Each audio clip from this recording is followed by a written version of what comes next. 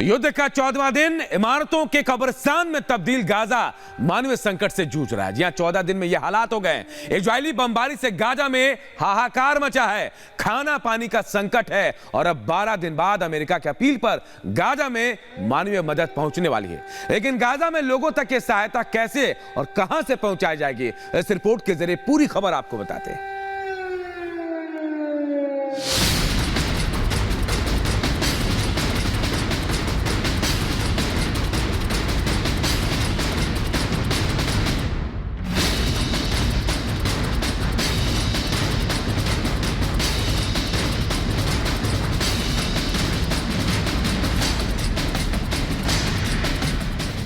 Israel और Hamas के बीच युद्ध से गाजा में मानवीय संकट पैदा हो चुका है।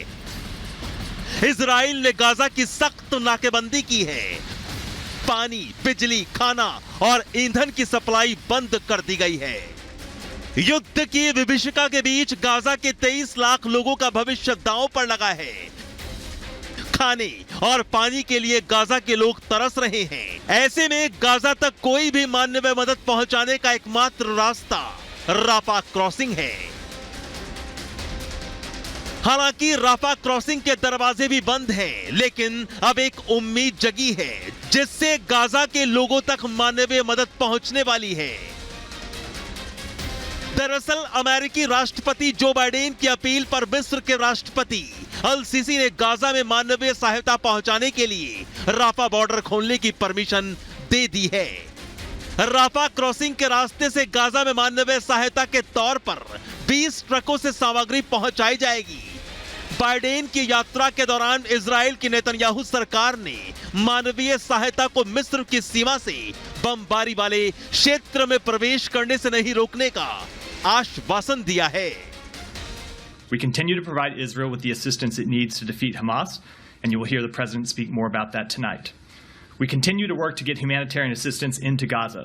Ambassador David Satterfield, the newly appointed special envoy for Middle East humanitarian issues, met with Israeli and Egyptian officials today to develop the exact mechanisms to implement the framework the secretary negotiated with Israel on Monday, and that the president cemented yesterday when he was able to secure commitments from both Israel and Egypt.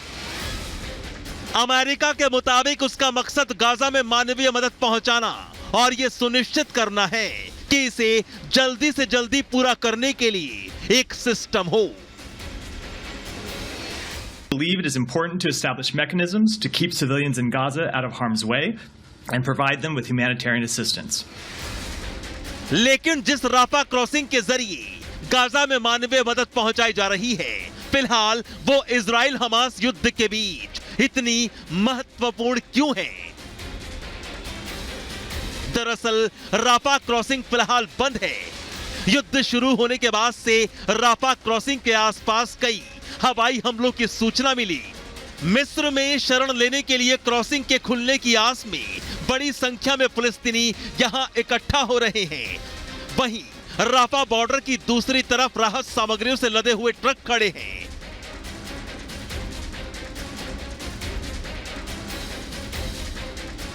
आपको बता दें कि युद्ध से पहले Israel के पास Gaza के साथ 2 क्रॉसिंग थी। एक इरेस क्रॉसिंग जो लोगों की आवाजाही के लिए थी, दूसरी केरेम शैलोम जो माल के लिए है।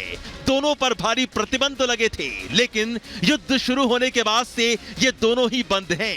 ऐसे में राफा क्रॉसिंग को मिस्र के साथ बाहरी दुनिया के लिए गाजा में जाने या उससे निकलने का एकमात्र पॉइंट है।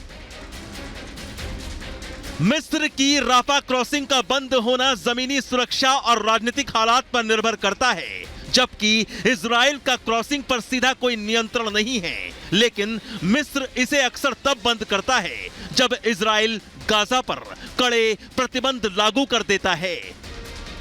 और अब अमेरिकी राष्ट्रपति बाइडेन की अपील पर राफा क्रॉसिंग के जरिए ही गाजा में मानवीय संकट दूर करने की कोशिश की जा रही है।